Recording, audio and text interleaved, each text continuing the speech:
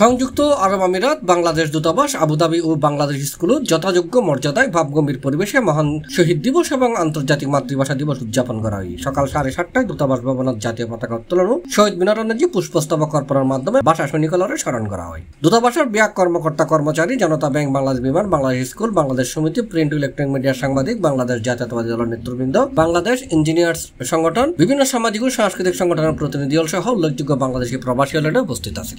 জাতীয় পতাকা উত্তোলন এবং অর্ধনমিতকরণের মাধ্যমে দিবসের কর্মসূচি শুরু হয়। রাষ্ট্রদূতের নেতৃত্বে দূতাবাস অস্থায়ী শহীদ মিনারত পুষ্পস্তবক অর্পণ এবং উপস্থিত বিভিন্ন সংগঠন ও ব্যক্তিবর্গ তারা শ্রদ্ধা নিবেদন করছে।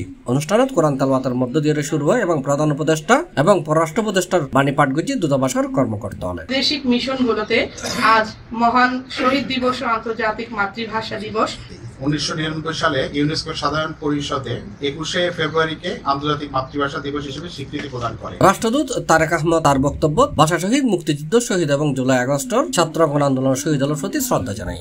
গভীর চিত্তে স্মরণ করি সেই সব শহীদদের, সেই সব আবু সাইদদের যারা বুক চিতে দাঁড়িয়েছিল ফ্যাসিস্ট গুলির সামনে, যে আমি বেঁচে না থাকলেও আমার জাতি বেঁচে থাকুক। অন্যফল দিয়ে আবুধাবি শেখ খলিফা বিন জায়েদ বাংলাদেশ ইসলামিয়া স্কুলত অস্থায়ী শহীদ মিনারের শিক্ষক শিক্ষিকা ছাত্রছাত্রী হলে পুষ্পস্তবক অর্পণ করছি। এডে আমিরাত Islamic private school, James school, Pakistan international স্কুলের শিক্ষক শিক্ষিকা এবং ছাত্রছাত্রী হল উপস্থিত আছে। মহান জাতীয় দিবস এবং আন্তর্জাতিক মাতৃভাষা দিবস উপলক্ষে চিত্রাঙ্কন প্রতিযোগিতা, সাংস্কৃতিক অনুষ্ঠান, শিক্ষকদের সম্মিলিত গান সহ বিজয়ীদের মাঝে পুরস্কার বিতরণ করা হয়। গড়ে প্রতি 2 থেকে 3 সপ্তাহের ভিতরে একটা করে ভাষা বিলুপ্তি হয়ে যাচ্ছে। বাংলাদেশের পতাকাবাহী প্রতিষ্ঠান বিমান বাংলাদেশ এয়ারলাইন্স।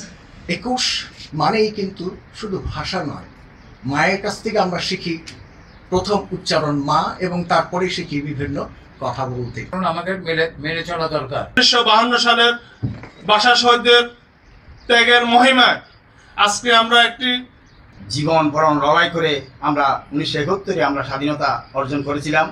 আজকে বাংলাদেশ দূতাবাসের যে অনুষ্ঠানে আমরা দাওয়াত পেয়ে সম্মানিত মাননীয় রাষ্ট্রভাষাকে ইউনেস্কো আমাদের আন্তর্জাতিক মাতৃভাষাকে স্বীকৃতি। C+ TV Chittagong.